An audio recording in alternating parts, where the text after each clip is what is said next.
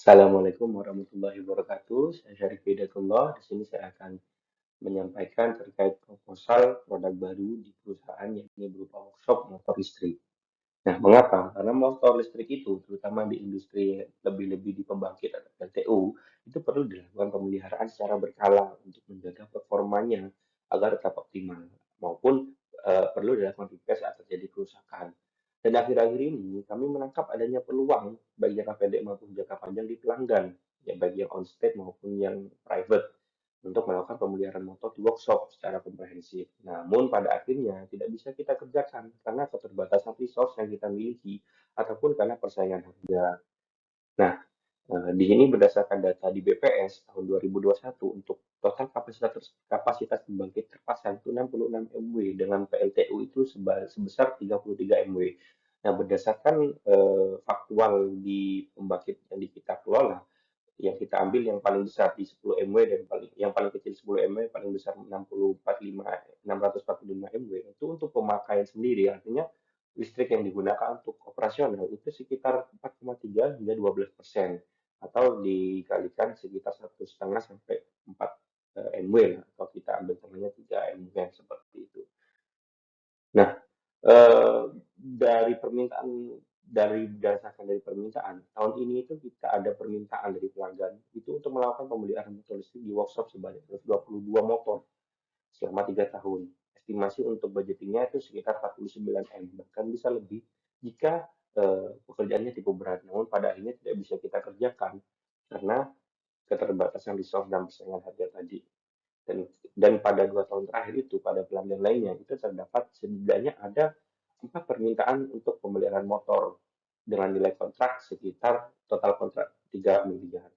Dan di PLN Group sendiri bahkan di perusahaan induk kita itu juga melakukan pemeliharaan motor di workshop rekanan. Dan tahun ini workshop milik perusahaan induk yang masih tahap pembangunan namun sudah bisa digunakan, bisa dilakukan utilitasnya, itu mengalami overload untuk melakukan pemeliharaan motor listriknya untuk pembangkit yang di sekitar itu sudah overload.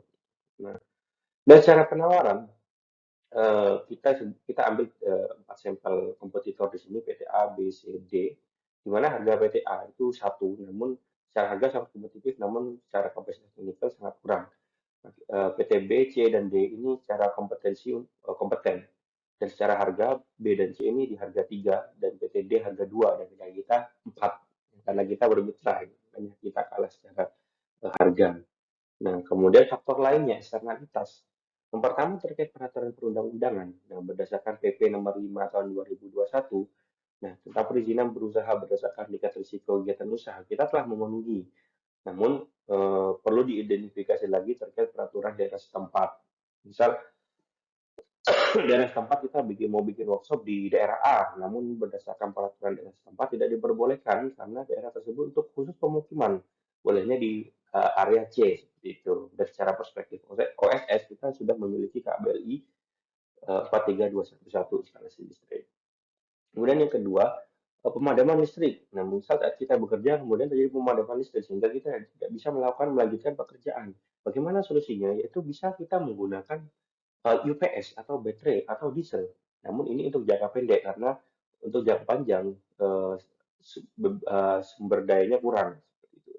Kemudian kecenderungan user untuk kompetitor. Nah ini eh, bisa kita proses secara hukum yang berlaku, bisa kita bawa ke pengadilan maupun eh, lainnya seperti itu.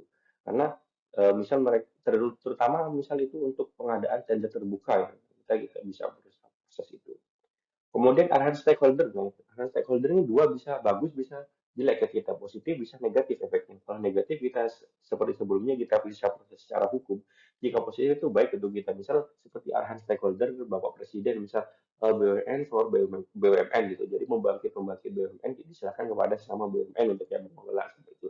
Itu eh, eksternalitas positif untuk kita. Kemudian yang terakhir adalah pending service. Misal dari user itu meminta pekerjaan dipending di tahun depan, misalnya karena budgeting dan lain sebagainya. Itu di luar kendali kita. Gitu. Cukup sekian dari saya. Terima kasih. Wassalamualaikum warahmatullahi wabarakatuh.